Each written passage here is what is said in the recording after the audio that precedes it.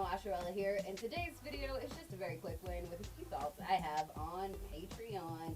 I have my entire, internet life pledged on 2 Patreons, and one I'm not going to talk about today because I'm going to do a whole video on it, but the second one is the Slayin saga. It's Jack Finch. He is writing this really great book that stemmed from a... To this week's story is The Cracks in Between. I love it.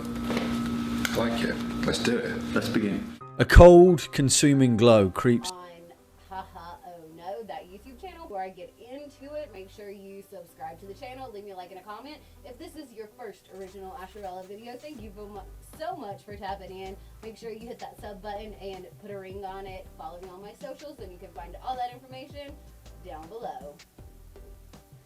So like I said, I'm going to be giving you a few thoughts on Patreon, and this is just my personal opinion. I do not have a Patreon. If you are an internety or a YouTubey type person, such as myself, you no doubt already know what Patreon is. But if you're not, you might be like, what is Patreon? And that's a great question. So if you are like, what is Patreon? I'll tell you what it is. It is a social media platform in which creators, primarily YouTube content creators, but other artists, musicians, novelists, things like that, can create an account, and their fans can go on and pledge them money every month.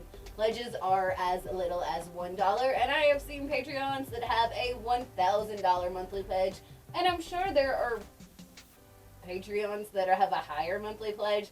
God knows, I would love to be at that level, but I'm definitely not. But basically, if you pledge, you get special access, early access to YouTube videos, inside stuff with this creator that you're a fan of if you pledge. Well, that doesn't sound so bad. You're right, it's not a bad thing. It's actually kind of a great thing because it allows artists and content creators to be able to supplement their income and make a living off doing what they love. However, when it comes to a younger age demographic, I worry that it is teaching, young teenagers that it is perfectly acceptable to buy someone's attention.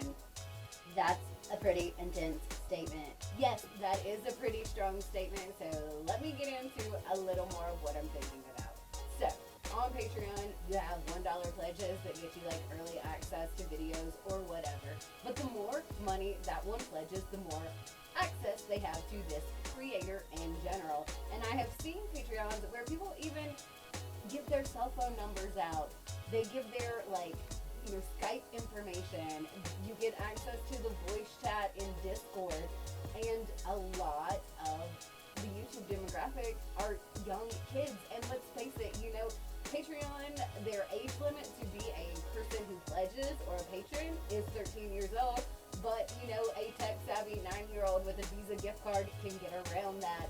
And I think, the creators that are giving their fans access to them in that way for money is teaching a culture of being able to buy attention, buy friendships. And while that is, part of life in certain aspects sometimes. I want to rent you. What? You want to rent me? Yeah. You pretend you like me. It's not a good thing.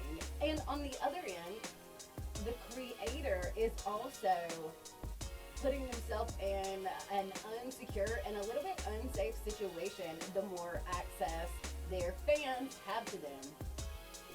Every celebrity, musician, YouTuber, there is a possibility that they might have a fan that gets so enamored and so obsessed with them, they get a little stalky or, might have some type of mental illness that could lead them to doing something not so great. And I don't want to, get into, any kind of gory details, but, Jodie Foster, the guy that tried to kill Reagan was because he was obsessed with Jodie Foster. And so, these creators and, some of them are legitimate celebrities, some of them are, kind of pseudo-celebrities, but they are giving their personal information and, contact information and things like that to people that they don't know. They're just giving it to people that are paying them money every month. And I just think that is like really kind of terrifying to a little bit of an extent. Yes, and one other thing about Patreon that I don't know how heavily it is policed, like I said, you have to be 13 to pledge. You only have to be 18 to create a page, but if you want to give somebody your money, you just got to be 13. I know that some of the accounts, they put some pretty, like, racy stuff out. And they might say, okay, my Patreon is for 18 plus, but that isn't keeping younger fans off of it. And there is one in particular Patreon that was disgusting with this content that, like, 13, 14-year-olds shouldn't see. And I'm not going to name that one right now because, like I said, I'm going to do another video. But, yeah, like, I don't know. I just think that maybe the age limit for people pledging on Patreon needs to be raised. And I know that's a really hard thing to enforce because, like I said, tech-savvy 9-year-old with a Visa gift card can pretty much do whatever they want to on the internet.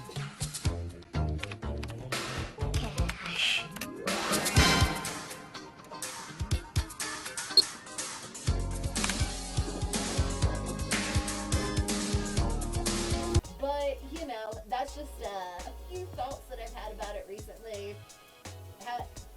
Overall, though, Patreon is a good thing. So I really do appreciate Patreon. I think it is a good thing, but I think there are definitely a few kinks in the system that need to be worked out. Otherwise, it's kind of creating this weird culture. I would love to be at the level on YouTube where I could create a Patreon and not have to work and just make money off making YouTube videos. Maybe one day, we shall see. One last thing about Patreon, if you know me in real life or if you read any of my YouTube video comments, specifically Inform Overload video comments, you've probably picked up on the fact that I am not a very big fan of Trisha. I think she is a caricature of a person. I don't think she's even like a real person.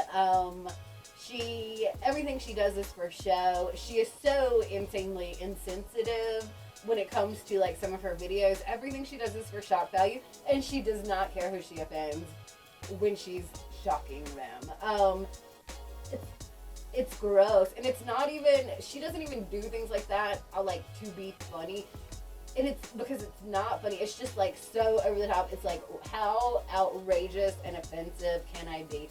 Like, does anybody remember like Tom Green, the comedian from like back in the 90s? This is the Tom Green Show. It's not the Green Tom Show. This is my favorite show because it's my show. She is like a female version of Tom Green times 10. And that is even a little more complimentary than I think she deserves.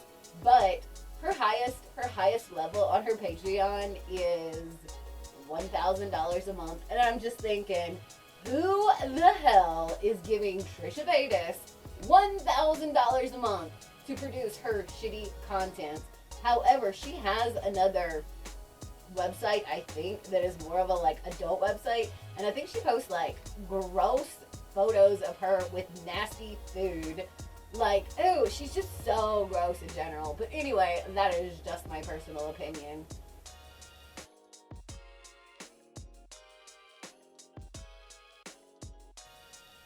That's it for today's video, guys. Do you subscribe to any Patreons? If you do, let me know. Have you ever? Let me know. Do you have any thoughts about anything I said or Patreon in general? Let me know all down in the comments. Let's just start a discussion. Do you have anything to say about anybody who has a Patreon? Or anything you want to say about Trisha Paytas? It's welcome. Oh, Trisha. But my comments are most definitely not bullying. They are the conclusion. And in conclusion, I have drawn from